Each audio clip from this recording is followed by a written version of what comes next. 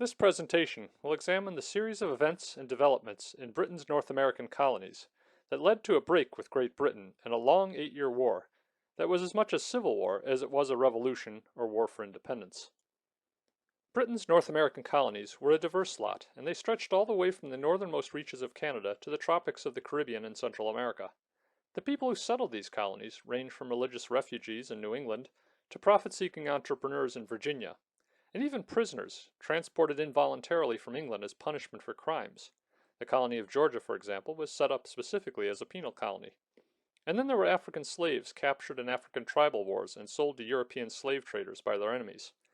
Though at various times the British Crown attempted to exert control over the colonies, the North American colonies remained largely self-governing right up to the time of the Revolution. There was simply no way that the British King and Parliament in London could directly govern people thousands of miles away across a vast ocean. England's royal governors and proprietors almost always had to contend with and compromise with the local authorities in each colony. It is also worth noting that the colonies were in no way united with one another prior to the Revolution. Perhaps some trade and travel occurred between colonies, but politically, their only connection with one another was through the mother country, Great Britain. Finally, though there were occasional differences of opinion with the government of the mother country, virtually all colonists felt themselves His Majesty's loyal subjects. As we will see, many, the so-called Tories, continued to feel themselves patriotic British subjects right up to the time of the Revolution, and indeed afterwards for some. From the earliest days of colonization, the government of Britain and its politically connected merchants sought to make money off of the colonies. One way they sought to do that was through what were called the Navigation Acts. The Navigation Acts were part of a larger policy that is often referred to as mercantilism. Mercantilism is a policy of restricting or controlling trade in such a way as to give one group of people, typically a group of merchants or business people in the home country, an advantage over another group of people, typically foreign producers and domestic consumers in the home country. The opposite of mercantilism is free trade. With free trade, government gives no special favors or advantages to anyone, and people everywhere are allowed to engage in trade. The British Navigation Act sought to keep the colonists dependent on Britain's merchants for all of their manufactured goods. They did this in some cases by restricting what might be produced or exported from the colonies. The colonies were to produce only raw materials and agricultural products that could not be produced in England, like timber, tobacco, rice, and cotton. These raw materials would then be made into products, marked up in price and sold back to the colonists, with the merchants in England making a tidy profit. To prevent competition from foreign merchants, the colonists were typically forbidden from importing anything from anywhere else but England.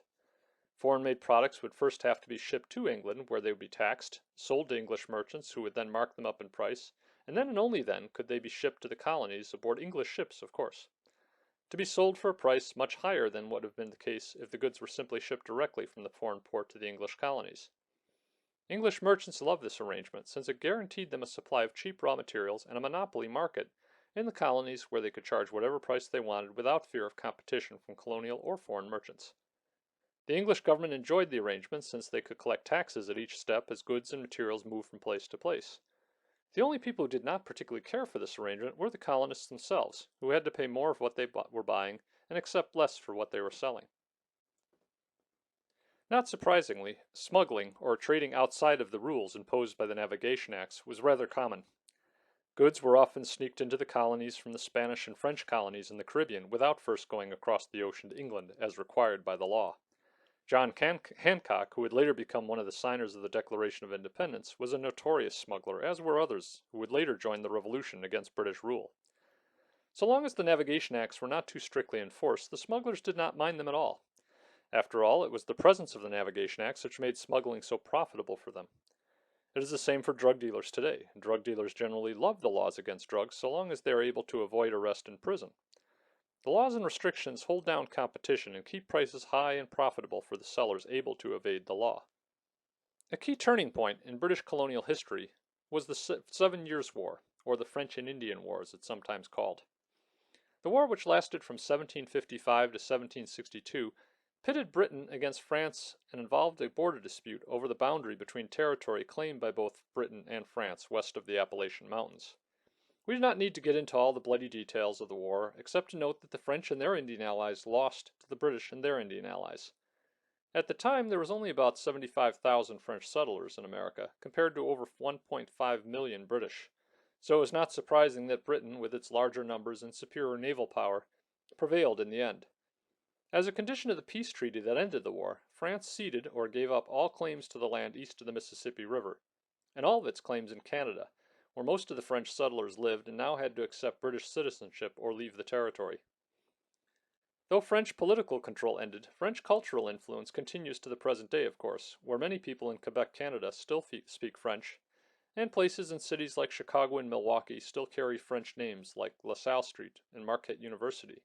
And of course, you still have the French Quarter in the French named city of New Orleans.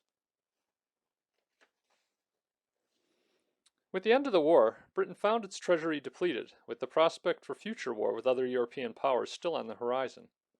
By the mid-18th century, the British colonies in North America were thriving, and many in the British Parliament felt it was time the colonists contribute more to Britain's defense. Until the war, the British largely left the colonies to govern themselves.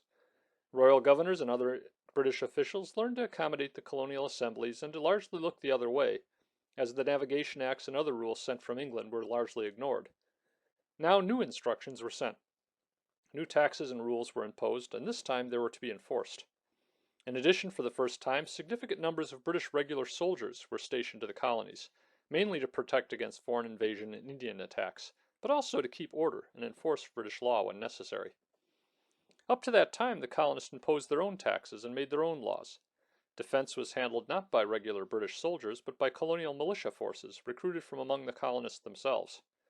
These militia forces drilled on occasion and turned out to repel Indian raids as well as occasionally take the offensive to raid a neighboring colony or seize Indian lands, but otherwise they had full-time occupations as farmers, merchants, and laborers.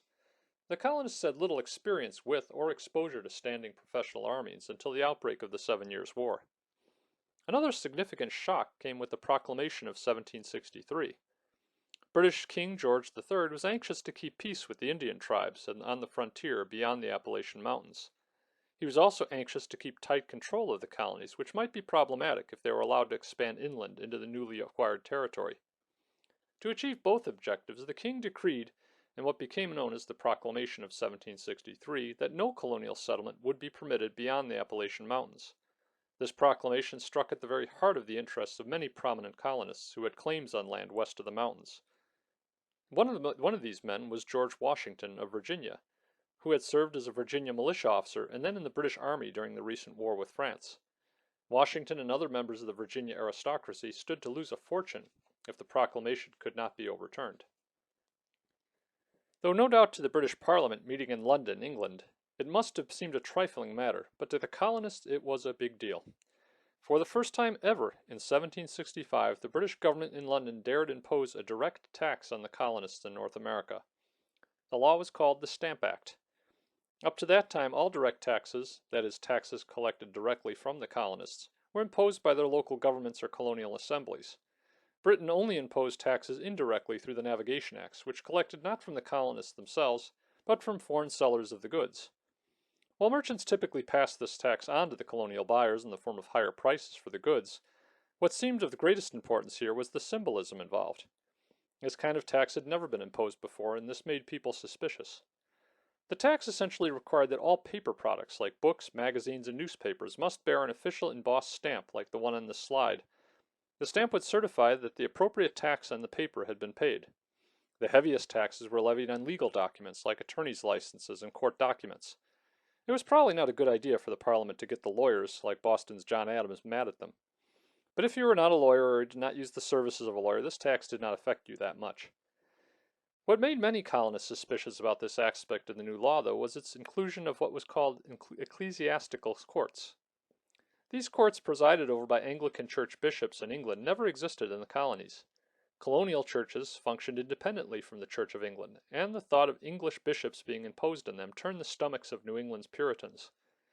Britain followed up the Stamp Act with other laws, such as the Sugar Act, imposing taxes on imported sugar, the Quartering Act, requiring colonists to provide food and lodging for British troops when requested, and the Currency Act that forbid printing of paper money by the colonists, who were required to pay British taxes in gold, silver, or other hard currency, such as British pounds. Reaction was swift and angry, typical in the northern mercantile cities like Boston. Angry mobs protested, and newspaper editors published editorials and cartoons like the one in the upper left of this slide, calling for boycotts and refusal to affix the tax stamps to any papers. Organized groups calling themselves the Sons of Liberty protested, both peacefully and sometimes violently, attacking tax officials and burning others in effigy.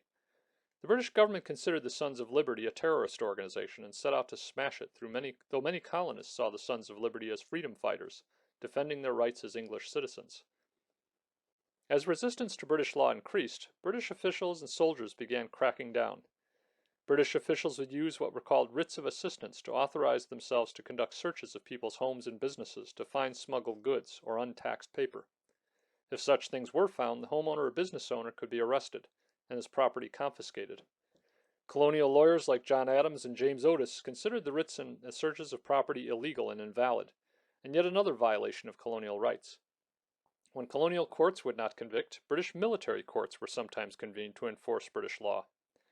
Ironically, under the 2001 USA Patriot Act, the United States government is now doing many of these same things that the British government had done that provoked the Revolution over 200 years ago.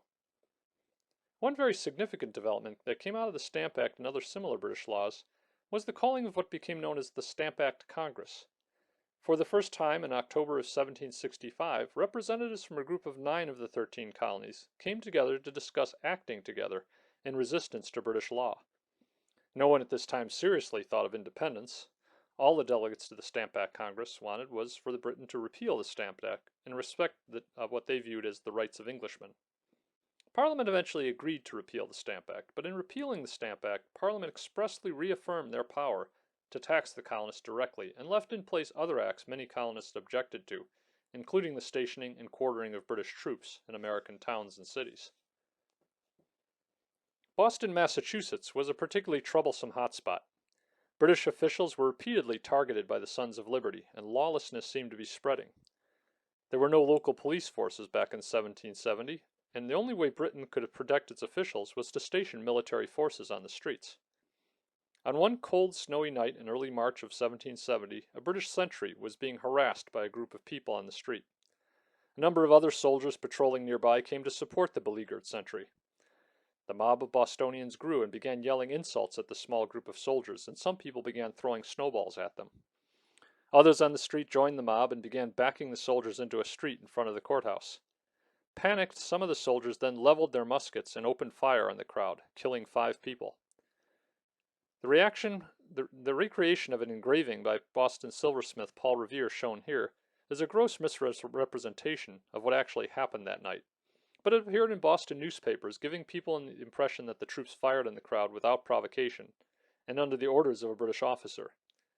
No such order to fire was ever given, and the crowd or mob was hardly innocent in the matter. In fact, what actually happened probably looks similar to what happened at Kent State University in 1970, when anti-war protesters confronted Ohio National Guardsmen. The British soldiers, like the Guardsmen in 1970, were likely frustrated and angry at being insulted and having things thrown at them. But they were also likely fearful that they were about to be overrun and beaten to death. They likely opened fire out of panic. In any event, the British investigated the incident, and 8 soldiers, 1 British officer, and 4 civilians were arrested and charged with murder. The Royal Governor, Thomas Hutchinson, also ordered British troops out of the city, once again withdrawing them to a nearby island to avoid further incidents. Defending the soldiers at trial was none other than a young lawyer named John Adams, who would later support the revolution and serve as the second president of the United States. Adams' defense of the British soldiers resulted in 6 soldiers being found not guilty and 2 others found guilty of a lesser charge of manslaughter. The incident became known as the Boston Massacre and led to a chain of events, with each side of the dispute taking steps to counter the other side. The British Parliament went from easing up a bit and then clamping down again. The Sons of Liberty would then react, and the British would send in more troops, provoking a further reaction. After a group of the Sons of Liberty boarded a British merchant vessel and dumped its cargo into the sea in Boston Harbor, an event later called the Boston Tea Party, the King and Parliament reacted harshly, ordering Boston Harbor closed and all but declaring martial law in Massachusetts. Once again, British soldiers appeared on the streets of Boston to keep order. In 1774, a brief Congress, or meeting of delegates from most of the colonies, was arranged to consider how the colonies should deal with the rapidly deteriorating situation. Historians refer to this brief Congress as the First Continental Congress, though perhaps that title belongs more appropriately to the earlier Stamp Act Congress of 1765. A decision was reached at this first Congress to try to organize nonviolent resistance to Britain's edicts, and then convene again to reassess the situation the next year. By the time the Second Continental Congress convened, however, the situation had deteriorated badly. In April of 1775, war erupted in Massachusetts. The British discovered that the Massachusetts militiamen had stored a significant quantity of guns and ammunition at Concord, outside of Boston, and a group of British soldiers was dispatched from Boston to seize the weapons. Warned of their coming by the famous midnight riot of Paul Revere, the Minutemen, or militia, were waiting. The first group of Minutemen gathered at a tavern at Lexington, on the road to Concord, and were told to wait there for the British. They waited through the night, some having more than a few drinks to bolster their courage. And at dawn they got word that a large group of British soldiers was coming down the road. The militiamen gathered up their muskets and formed up in parade formation outside the tavern. The militia did not try to block the road or try to prevent the British from passing. When the British arrived, they attempted to form up on either side of the militia in what is called a flanking maneuver. Seeing this and outnumbered nearly 10 to 1, the commander of the militia attempted to order the men to stand down, disperse, and return to their homes. As he did so, however, someone fired a shot. To this day, no one knows exactly which side. The British soldiers then opened fire on the militia, killing 8 of the 77 militiamen and wounding another 10. The British suffered only one minor injury, and the surviving militiamen ran away. Perhaps made overconfident from their first battle with the colonials, the British then marched on to their real objective at Concord. There they met a significantly larger force of militia, numbering in the hundreds. The militia initially retreated, allowing the British to enter the town. They had plenty of warning the British were coming, and all the significant weapons and ammunition had been moved out of the town anyway. The British briefly occupied the town and searched it, finding only a few cannon and some shot. It was only when the British attempted to leave and return to Boston that the serious fighting started. Large numbers of militiamen began arriving along the route of the British retreat. Firing mostly from cover, the colonial militiamen inflicted heavy casualties on the retreating British. The surviving British staggered into Boston, having lost 73 men killed and 174 wounded. The militiamen, meanwhile, lost 49 men killed and 39 wounded. By day's end, the British soldiers in Boston found themselves surrounded and under siege by what had by then become a vastly larger force of colonial militia. In July of 1775, the Second Continental Congress sent what became known as the Olive Branch Petition in a final attempt to arrive at a peaceful settlement with the Crown. By the time the petition arrived in London, violence was breaking out in all the colonies, but not only between British regulars and colonial militia, but among the colonists themselves. When the Olive Branch Petition was rejected by the King, Congress, still meeting in Philadelphia, agreed that only a full break with England and independent statehood for each colony was the answer. They made it official by agreeing to the formal Declaration of Independence on July 4, 1776. Rhode Island by that time had already declared its own independence 2 months earlier without waiting for Congress to act. Though the now independent states agreed to cooperate together in fighting the British, who they fully expected to respond with force, the Declaration did not create a single country or state. The Declaration declared the colonies free and independent states. This fact would become very important later in American history. A state by definition is a sovereign or self-ruled territory whose government is not answerable to any higher authority from outside its borders. The Congress was understood to be merely an ad hoc meeting of delegates or ambassadors who had no authority to make final decisions for any of the colonies. The United States of America as we know it did not yet exist and would not exist for another year when the delegates to the Congress agreed on the Articles of Confederation of 1777. Even then it was not clear by what lawful authority these men were acting, given that the King and Parliament did not recognize their actions as legitimate, and many Americans did not recognize them as legitimate either. Nevertheless, the Second Continental Congress served as a kind of provisional or temporary government to fund and coordinate the fight for independence. One of their first acts was to appoint George Washington of Virginia as overall commander of what became known as the Continental Army. In this course, we are not going to spend too much time studying battles or military tactics. That is not to imply that the course of battle does not matter in the grand scheme of things. It often does matter, and not just to military men studying up for the next war. Long bloody wars leave deep scars, not only on the land but the people as well.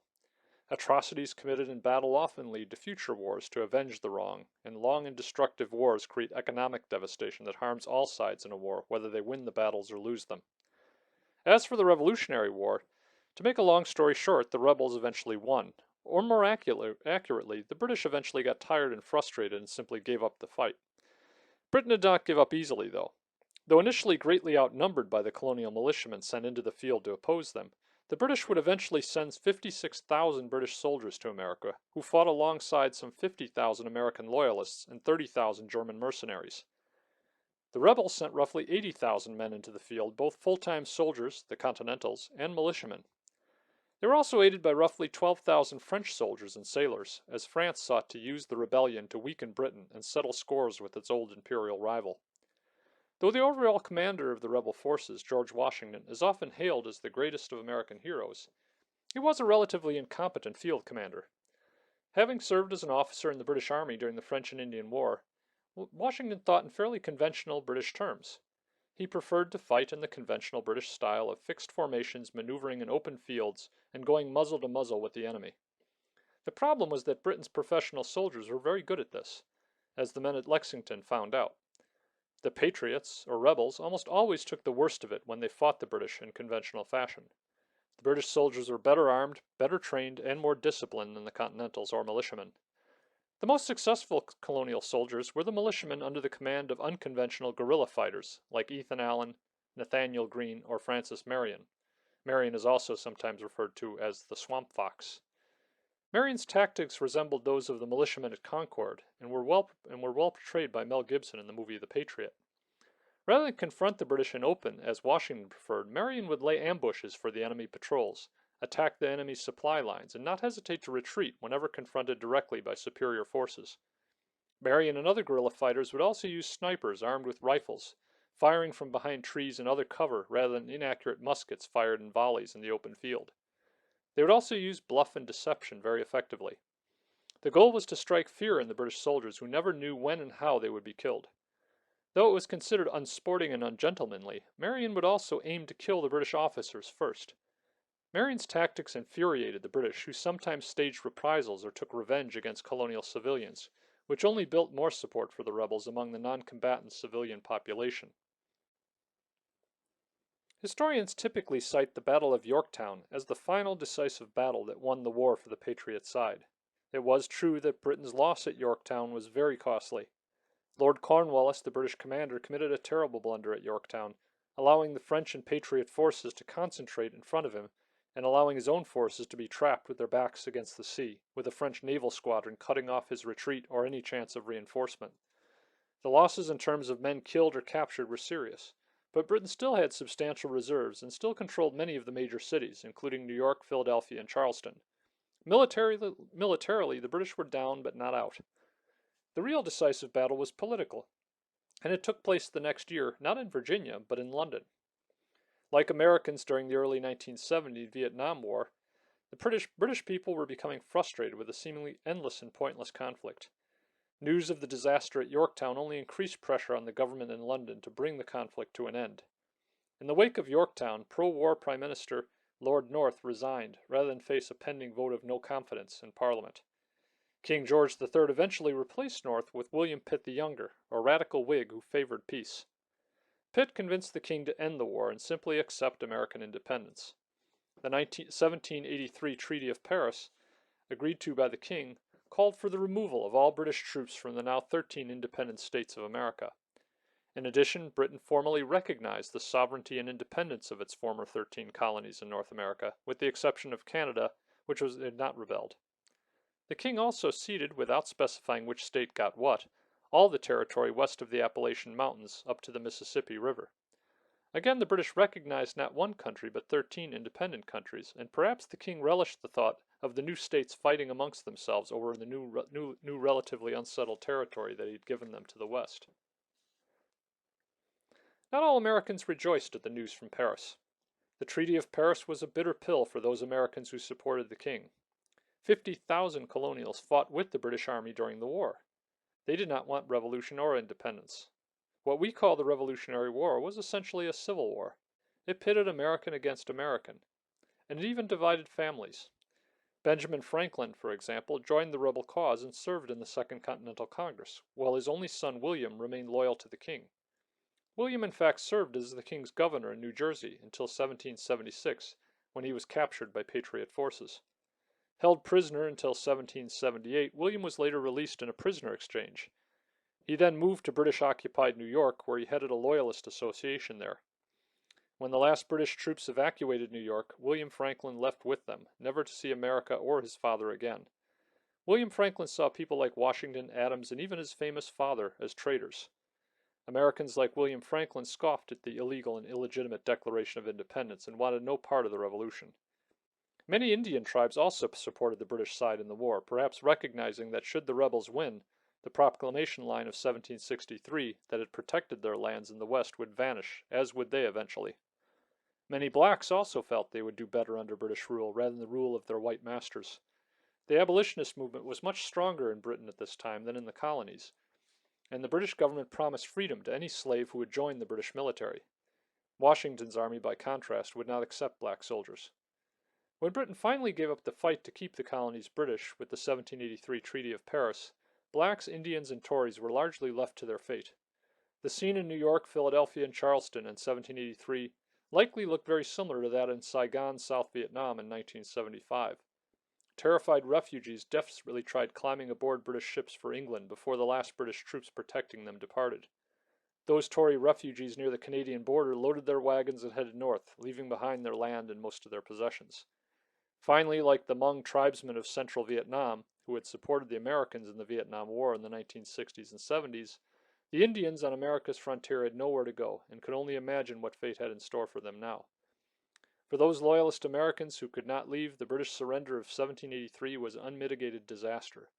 Many of them would be harassed and driven from their homes and sometimes even killed after the British had departed. Every July 4th, Americans celebrate the birth of the United States. It is typical of all national histories to revel in the glories of their nation's past, often sugarcoating the ugly side of things and overlooking uncomfortable facts.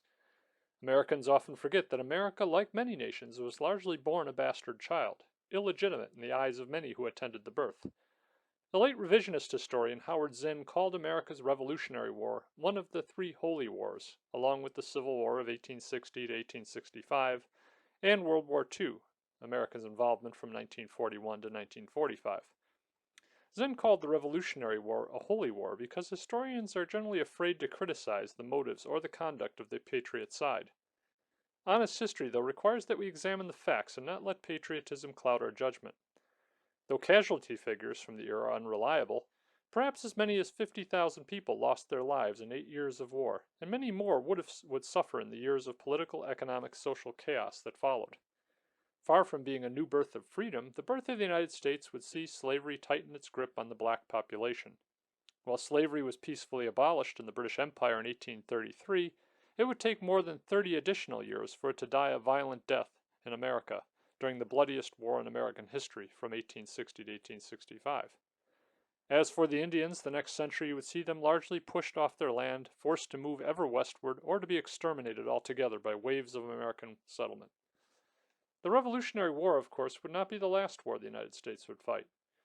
Born of violence, the new nation would pick fights with Britain again in 1812. It would fight Mexico in 1848. We would fight among ourselves again in 1860, this time with the rebels' cause losing. The United States would fight Spain in 1898, Germany in 1917, Germany again and Japan in 1941, and the list goes on, not counting all of the unofficial, undeclared wars with the Indians and other people around the globe. In the words of a Walt Whitman poem, America was out of the cradle, endlessly rocking.